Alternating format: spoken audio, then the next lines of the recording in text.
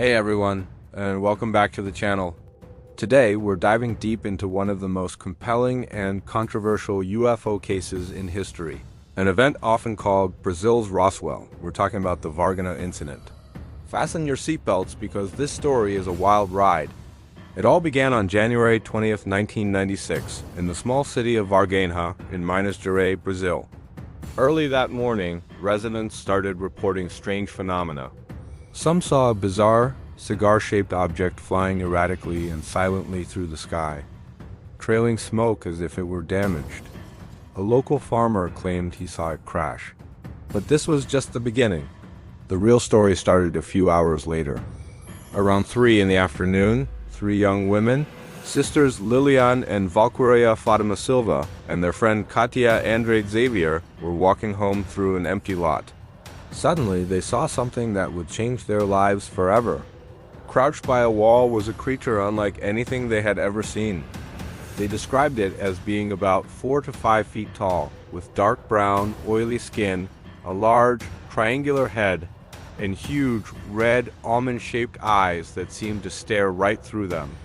It had thin limbs, 3 long fingers on each hand, and what appeared to be 3 bumps on its head, like small horns. The creature seemed weak, maybe even injured. Terrified, the girls ran for their lives, their screams echoing through the neighborhood. Their story, however, wasn't an isolated one. That same day, a military police officer, Marco Cherez, was driving his patrol car when he reportedly encountered one of these same creatures on the side of a road. According to his family, he was one of the first responders to capture it. He managed to grab the creature with his bare hands and put it in the back of his car. He described it as having a slimy, oily texture. Tragically, just a few weeks later, Officer Cherez fell mysteriously ill. He developed a severe infection, and despite doctors' best efforts, he passed away. The official cause of death was listed as a bacterial infection, but his family and many researchers believe his illness was directly linked to his contact with the unknown being. As the day went on, the military presence in Varginha became impossible to ignore. Convoys of army trucks were seen all over the city. Roads were blocked off, and the local hospital was cordoned off by soldiers. Eyewitnesses reported seeing the military capturing not one, but at least 2 of these strange beings. One was allegedly captured near the spot where the 3 girls saw it, and another was found later that night. The creatures were reportedly taken to the Humanitas Hospital first, and then to the larger regional hospital.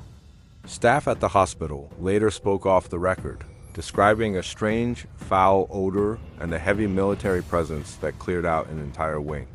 From Varginha, the captured beings and any wreckage from the crashed craft were said to have been transported under heavy guard.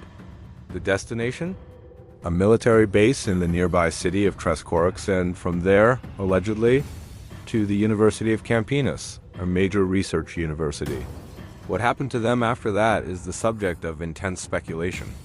Many believe they were eventually handed over to United States authorities, a claim that both the Brazilian and US governments have consistently denied. So, what was the official explanation for all this chaos? The Brazilian military conducted an official inquiry and concluded that the whole thing was a misunderstanding.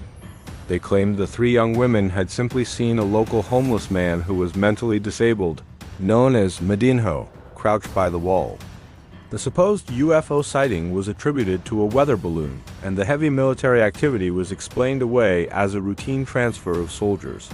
They said Officer Cherez's death was a tragic coincidence, resulting from a pre-existing condition and an infection he contracted through a normal procedure. But for the people of Varginha and UFO researchers worldwide, these explanations have never been enough. How could 3 young women mistake a human being, even one they knew by sight, for a creature with red eyes and oily brown skin? How do you explain the multiple, independent sightings of these beings across the city on the same day? What about the dozens of witnesses who saw the military convoys and the cordoned-off hospitals? And the tragic, untimely death of Officer Cherez? The pieces just don't fit the official narrative. The Varginha incident is a classic case of eyewitness testimony versus official denial. The witnesses, including the three women, have stuck to their stories for decades, even under intense scrutiny and ridicule. They've passed lie detector tests and have been deemed credible by investigators.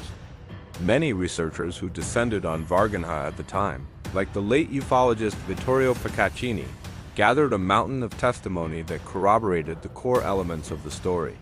They spoke to military personnel, firefighters, and hospital staff who, often anonymously, confirmed the strange events of that day. Today, Varginha has embraced its otherworldly fame. You can find statues of aliens, a water tower shaped like a flying saucer, and all sorts of ET-themed tourist attractions.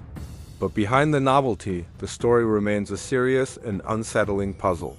Was it a case of mass hysteria fueled by a series of coincidences? Or did the Brazilian military really capture extraterrestrial beings on that fateful day in 1996? The documents remain classified. The key players are often silent, and the official story leaves far too many questions unanswered. The Varginha incident forces us to question what we think we know about our world and the universe. It's a powerful reminder that sometimes the truth can be far stranger than fiction. What do you think happened in Varginha? Was it a massive cover-up or a massive misunderstanding? Let me know your theories in the comments below. I'd love to hear what you think. Thanks so much for watching. If you enjoyed this deep dive into one of history's most fascinating mysteries, don't forget to hit that like button and subscribe for more content just like this. We'll see you in the next video. Stay curious.